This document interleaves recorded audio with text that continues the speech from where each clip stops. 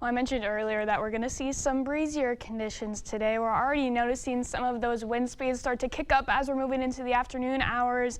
Out to the west, that's where those winds are going to be coming from. We're already seeing sustained winds right now at around 20 miles an hour. That's slowly going to continue to move off into central Wisconsin as we go throughout the afternoon. Again, these are just the sustained winds. A lot of the stronger of the winds are really staying south of I-94, around 20 miles an hour. Those gusts could be getting up as high as 35 miles an hour. So again, a gustier day, and we'll lighten up a little bit as we get closer into the evening hours, but we're still really seeing a nice light breeze going into the overnight period. We also have temperatures falling throughout much of the day. Now that those winds have shifted to be out of the northwest, it's ushering in some cooler, more Canadian air into the area, causing our temperatures to fall as we go into the afternoon. Right now we're sitting in the mid-30s, but once that sun sets, we're going to quickly dive below freezing. It's not going to stop after that. Our lows tonight are going to be getting into the low 20s. Some areas to the north, Eau Claire, Black River Falls, Ladysmith, all in the teens as you're waking up Tuesday morning. So a chillier one.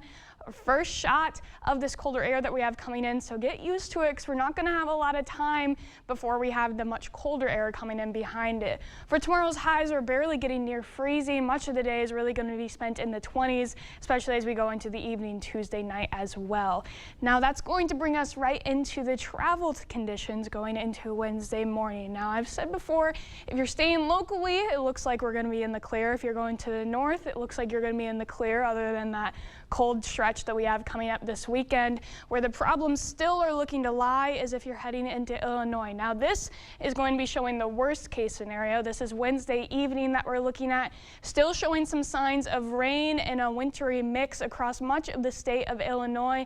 A lot of uncertainty relying around this system of precipitation passing through. There could be a push where it really stays south more towards Kentucky, and much of Illinois would remain dry at that point. However, still a chance to be seeing this icky kind of slushy situation, which will definitely make an impact on the roads and could also make an impact on flights. If you're planning on flying out of Chicago, prepare for the possibility of delays. We're not saying that that's a surefire solution right now, but there is a chance to have delays on both the roads and in the air with those flights. After that, though, Thanksgiving itself is looking to be fairly quiet. It'll be on the chillier side, but not until we get into Friday. That's when it's really going to get cold as that cold front passes through much of the Great Lakes region, ushering in a very cold air mass as we go throughout the first half of the week. Again, we get our first taste of the cooler weather, getting in some cool air, but once we get into Friday, there comes that Arctic air bursting down into much of the eastern half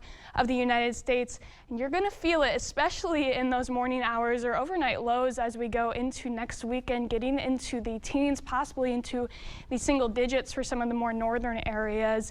It's going to be breezy too, so the wind chills are definitely going to be down there. Here we could be closer to near zero for those wind chills, so definitely pack your hat and mittens if you're leaving, especially going to the north where it's going to be a little bit cooler as well. Okay, yeah, you said worst case you're traveling into Illinois. I'll be traveling into Illinois. Me too, so we're going to have to be prepared. We're in this together. Yeah, all right. Thank you, Nicole.